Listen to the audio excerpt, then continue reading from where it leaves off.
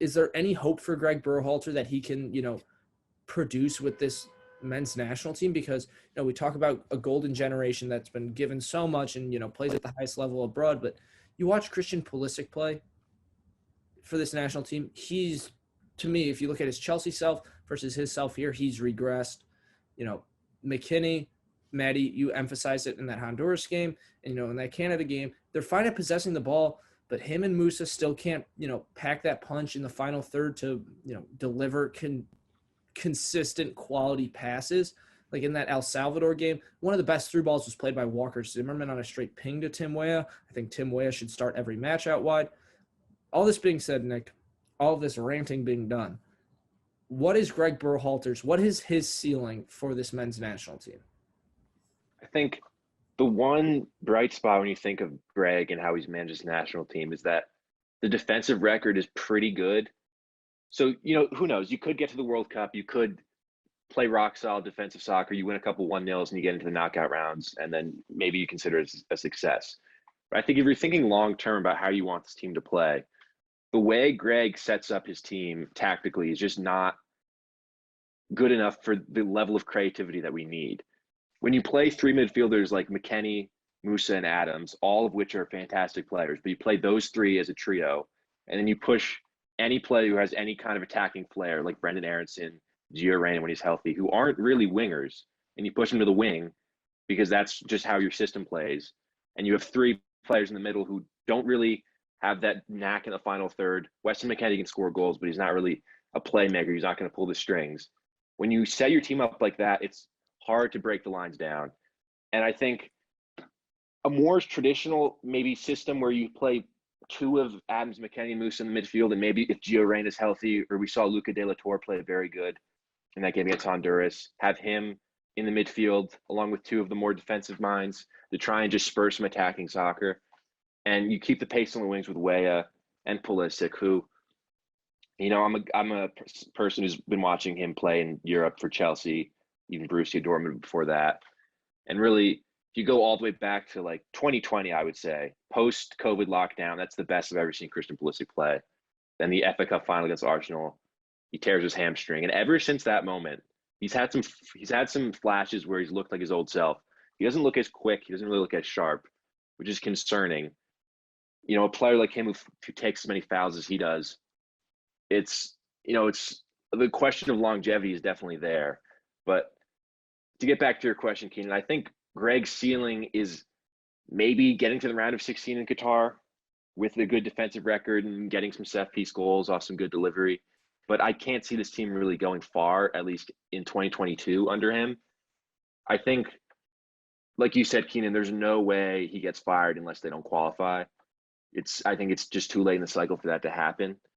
But the fact that the way he sets his team up and they can't win on the road, to save their lives, they can't win a game on the road in CONCACAF. We hear all the time, it's hard to win on the road in CONCACAF. We understand. They've beaten Honduras on the road. But, in Jamaica, in El Salvador, those are games where you feel like you could get a win. And if you could get a win in any of those games, these coming road games against Mexico and Costa Rica, where the U.S. have done terribly historically in World Cup qualifying, wouldn't matter so much. If you could just, if those early results went your way. But I think these games in Mexico and these games in Costa Rica in the March window, now that they mean so much, it's a little concerning. I think if we're looking at it from a mathematical perspective, I think a win against Panama and maybe a point in Mexico or Costa Rica gets you across the line, maybe in third place. But the fact that it's come down to this and what we've shown in this cycle after, it's been, over 4 years since we didn't qualify for the World Cup, and that seemed like a low point. And we're definitely, the future is definitely brighter. There's more talented players. You feel like in the right system, we could do a lot. And I think we will qualify, but it's still a little disheartening as someone who follows this team. This is probably one of my favorite sports teams to follow in general. I like following all the players in Europe and what they do at their clubs and, where they're moving to and who's playing and who's scoring and who's in good form.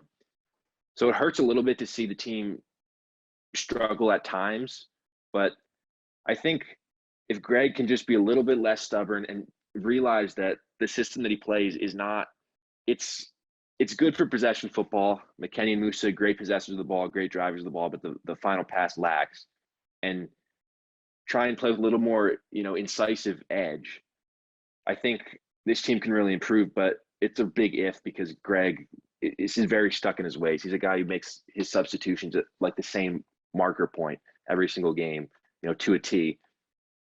He's very stubborn, and whether or not he changes is a big question. I think we'll qualify, but there's just this lingering feeling of, I wouldn't say disaster, but just the fact of what we went through 4 years ago. It's not totally off the table, which at this point, going to the final window kind of hurts a little bit.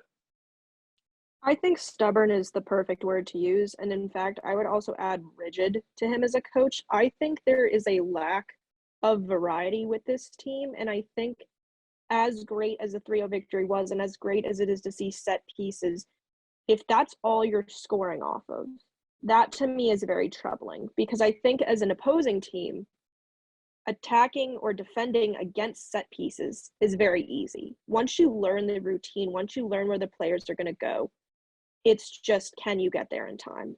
When your team is being told specific routes to run and specific plays to play, you eliminate any movement with the ball, to me.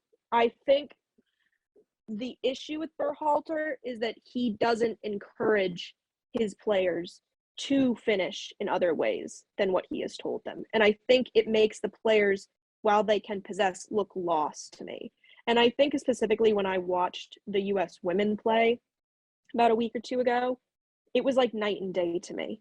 I think when you look at the women's team, there is a chemistry that I think the men's team lacks. And whether that has not been addressed by Berhalter in practices is one issue. Whether it's the players simply not playing together is another.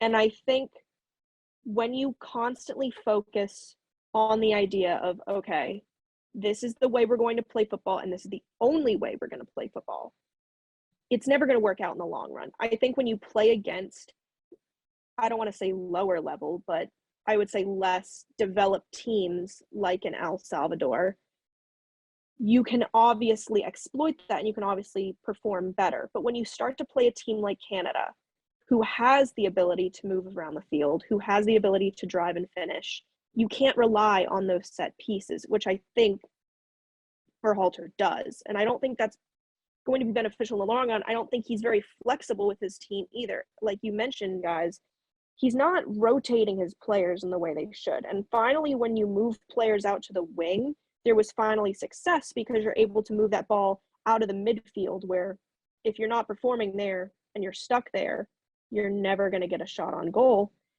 They finally performed better. And so I think there is no chance for him to be sacked anytime soon. But I don't see this team going far in the World Cup. I think they can definitely make it looking at their March schedule. But until some of these things are addressed, I don't really see the U.S. going forward.